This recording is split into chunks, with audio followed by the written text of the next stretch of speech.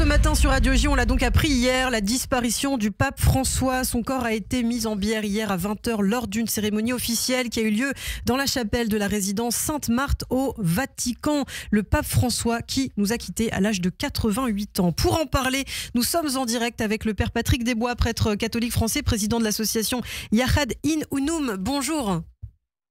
Bonjour. Merci beaucoup, Père Patrick Desbois, d'être avec nous ce matin sur Radio J. On vous entend régulièrement, effectivement, sur cette antenne. Alors, j'ai d'abord envie de vous demander qu'est-ce que vous ressentez au lendemain de cette annonce, la disparition du pape François le jour de Pâques. Est-ce que vous y voyez justement peut-être, vous, un signe ?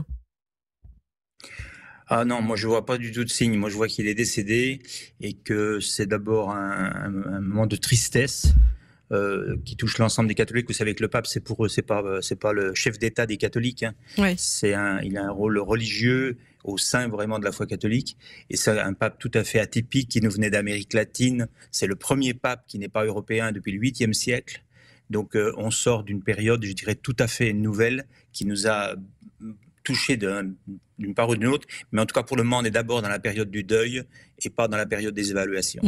Est-ce que vous l'aviez vous rencontré personnellement ou est-ce que vous avez des souvenirs du pape François ? Qu'est-ce que vous gardez justement comme souvenir de lui ? Moi j'ai rencontré en fait avant qu'il soit pape parce qu'on était en voyage avec le Vatican à Buenos Aires. Et ça m'avait vraiment frappé que cet homme prenait le métro, allait dans les quartiers les plus populaires sans garde du corps. Il était connu comme un homme de terrain, alors qu'il était quand même déjà cardinal. Et Buenos Aires, c'est une immense ville. Et donc j'étais surpris, je dirais, par un homme qui avait choisi de rester comme un curé de base, alors qu'il était une personnalité. Et on a vu ça à nouveau, puisque vous voyez, il est mort à Sainte-Marthe, mais il n'est pas mort dans les palais du Vatican. Il a toujours refusé d'y habiter. Mais ce qui est fou, c'est que il a quand même fait des déclarations la veille de sa disparition. Il a rencontré aussi le vice-président américain. Tout semblait croire qu'il était en forme et du jour au lendemain, en fait non, hein, Patrick. C'est-à-dire qu'il avait une énergie, je dirais, assez extraordinaire. Les gens qui le rencontraient de près disaient c'est le pape qui vous fait oublier dans la rencontre qu'il est pape. Et la plupart des gens qui l'ont vu de près disent c'est ça qui est marquant. Et donc je pense le vice-président américain c'est un catholique converti, et il a fait tous les offices de Pâques, il demande à voir le pape le reçoit. Lui donne des chocolats pour ses enfants. Je dis ça parce que ça en dit long sur... c'est un peu comme quand il est allé en Israël. Moi, j'étais pas pour qu'il aille si vite. Il est allé en Israël dès qu'il est devenu pape parce que Shimon Peres voulait absolument qu'il aille très très vite en Israël. Moi, je disais ça serait mieux que dans quelques années parce qu'après tout le monde va oublier lui et les autres. Et donc le pape est allé au Kotel. Mais après, on lui propose d'aller à Bethléem. Alors, il se met à prier au mur de séparation. Donc, c'est la panique. En fait, c'est un homme d'Amérique latine. Je dirais, on n'était pas habitué. On est habitué que l'Europe mène l'Église, et ce n'était plus du tout le cas avec François.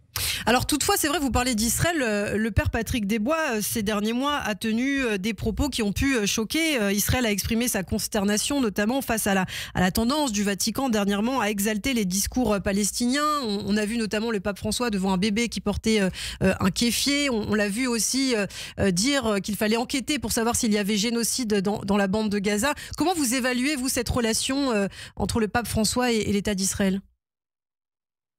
C'est une relation qui est complexe. À la fois, il a nommé l'archevêque de Jérusalem, il l'a fait cardinal.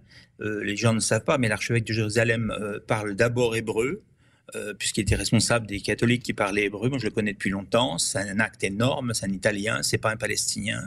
Donc, c'est vraiment un choix politique important, parce que ça peut même être un futur pape. Et puis, d'un autre côté, le pape est devenu ami avec le curé de Gaza, une paroisse de 400 catholiques, c'est tout. Il n'y a que 400 catholiques dans tout Gaza. Il n'y a qu'à voir la proportion. Et il dit à la fin de sa vie, je lui téléphone tous les jours.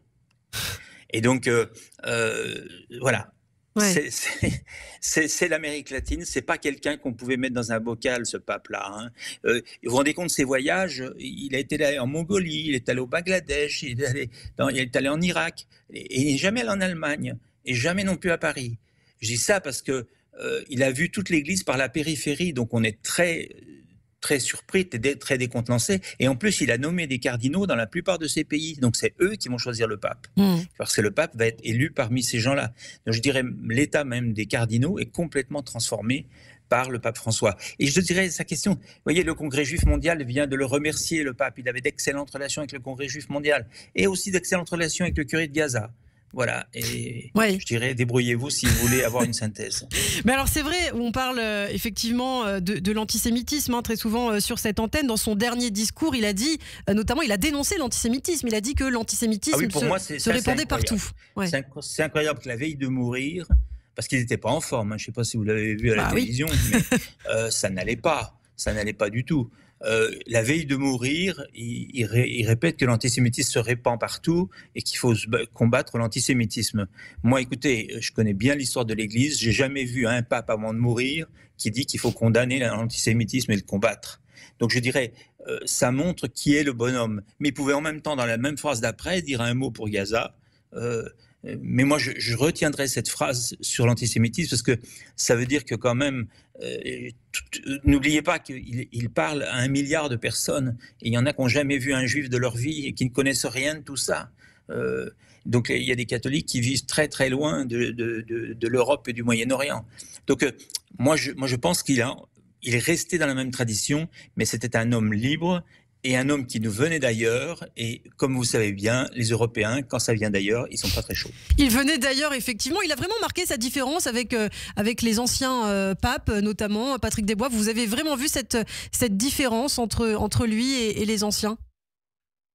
Ah oui, quand il est arrivé, il était très ami avec le rabbin Skoka, qui était aussi un rabbin très connu d'Argentine, qui maintenant est aux États-Unis. Le fait surtout, regardez, en France, il est venu à Ajaccio et à Marseille. Ouais. Donc, pour des gens qui sont très parisiens, mais cherchez l'erreur. Et en fait, il a délivré des paroles qui sont très très bien passées. Marseille c'est un moment très fort en lien avec le cardinal de Marseille. Donc, je dirais, on mettra du temps à digérer cet héritage parce que c'est un héritage atypique. Certains vont dire il faut tourner la page. Moi, je pense quand même, comme il a nommé beaucoup de cardinaux qui sont un peu comme lui, je pense que cet oxygène qu'il a amené à l'Église ne va pas s'évaporer tout de suite. Alors vous l'avez dit en début d'entretien, c'est vrai, l'heure n'est pas aux évaluations, au bilan, mais on peut quand même se poser la question de l'après. L'après Pape François, est-ce qu'on a une idée de qui sera, par exemple, le prochain pape, ou c'est pas du tout encore en discussion Oh, ça sera en discussion secrète, puisque si vous voulez savoir, regardez le film Conclave, qui ne dit pas exactement la vérité, mais qui raconte un peu l'ambiance. Donc vous savez, les cardinaux vont être complètement enfermés physiquement, et ils vont voter, et il y aura, si ça marche pas, il y aura une fumée noire, et ça marchera que lorsque la furée sera blanche. Moi je dirais, il y a un proverbe chez nous, on dit que celui qui entre dans le conclave comme pape en ressort comme cardinal. Parce que chaque fois, les sondages ne disent absolument rien. Personne n'attendait François. Personne n'attendait Jean-Paul II, un pape de Pologne. Personne. Personne n'attendait Ratzinger. Donc je dirais, là c'est vraiment à la grâce de Dieu. Et ces cardinaux viennent de partout. Ouais. Ils vont se rassembler très vite. Ils vont sûrement parler. Et puis après, ils vont être enfermés physiquement jusqu'à ce que l'élection soit faite. Et c'est vu comme une démarche de foi. C'est pas vu comme une réunion syndicale. Alors peut-être un dernier mot, Père Patrick Desbois, comment ça va se passer dans les prochains jours? Le pape François va être enterré dans combien de temps? Combien de personnes y aura-t-il? D'abord, c'est pas fixé. Ouais. Ce qui va être, évidemment, c'est pas du tout conforme à la tradition juive. Le corps du pape va être rendu visible. Et donc, tous les gens qui veulent dire au revoir au pape pourront le voir. Ça se fera dans la basilique Saint-Pierre. Ça va durer plusieurs jours. Et puis après, il y aura les funérailles publiques qui vont. Donc, il a demandé aussi à ne pas être enterré à Saint-Pierre. Donc, je sais pas, pour vous, ça vous dit rien, mais pour nous, tous les papes se faisaient enterrer à Saint-Pierre. Donc, il a décidé autre chose. Et après, donc, va se préparer le conclave qui va se dérouler dans les semaines suivantes. Tous les cardinaux du monde entier doivent être là, mais je dirais que pour le moment, on n'en est pas là. Comme je dis, il est pas enterré, quoi. On n'en est pas là. On n'en est pas là. Ça va être d'abord une période. N'oubliez pas que quand Jean-Paul II est mort, on s'est réveillé avec 1 million de jeunes qui venaient pour les funérailles et qu'on n'attendait pas. Donc là, qu'est-ce qui va se passer pour lui? On ne sait pas. Eh bien, merci beaucoup, Père Patrick Desbois. Merci d'avoir été avec nous. Je vous dis à très bientôt sur Radio.